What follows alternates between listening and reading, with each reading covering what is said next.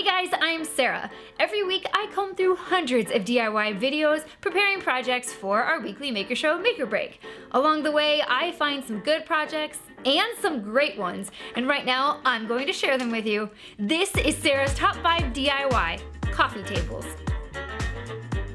Alright, let's get started with number 5. Zach of all trades built this beautiful rustic coffee table with some added storage inside, perfect for anyone living in a smaller space.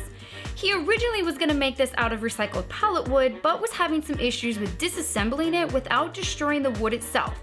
So he spent $27 on cedar fencing and got to work.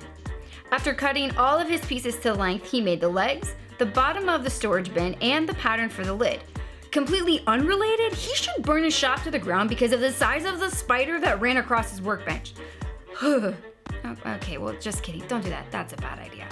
Anyway, he finished assembly with some help from his kiddo, added the hinges, and cut the excess hangover off the lid, and this coffee table was complete.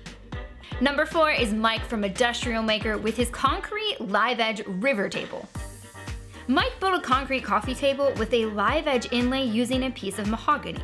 Now, he knew he wanted to use this wood as an inlay, but he wasn't quite sure how until he got started, and then he changed his mind along the way, which is something I can totally relate to. Instead of just having the mahogany inlay in the concrete, he decided to cut a miter wedge, making the wood waterfall down the side. And I really think his decision made this a way more attractive piece of art that I would love to have in my own home. Maybe I can convince Rob to make one of these for a make or break project when we get to work together again. Number 3 is Modern Builds with a no-weld metal coffee table.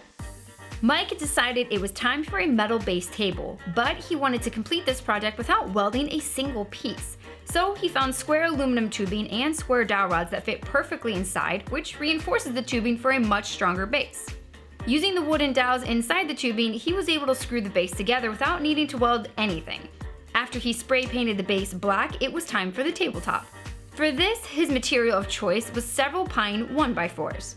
He cut the boards in half and planed them down before he glued them all together. He ended up doing the top in 2 pieces so that he could fit them through his planer. But if you don't have a planer, you can glue it all up at once and just use a sander to get it smooth once it's dry. Mike finished up assembly and made sure to run it through a strength test. And it looked like it passed. Number 2 is one of my favorite makers, Sam, the DIY Huntress.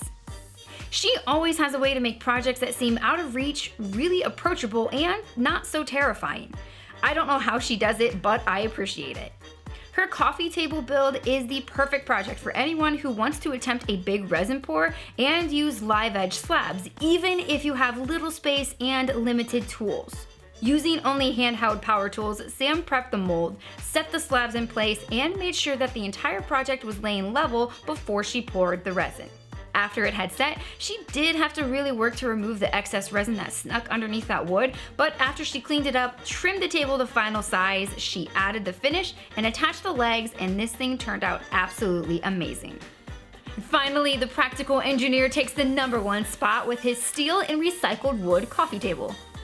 Emil started off his project by welding the steel leg frames. He made sure only to tack the bottom of the legs so that he could take them apart later to fit them through the wood. For the top itself, he decided to repurpose an old wooden table that needed so much love and sanding.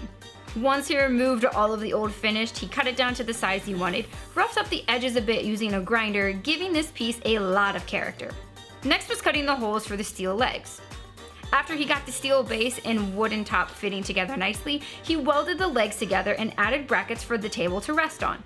All that was left was to paint the metal legs, and this was done. This looks so cool. Well done, Emil. Alright guys, do me a favor and like this video, and if you have not already subscribed to Belts and Boxes, please do that now and hit the bell so you don't miss any of our videos that come out during the week.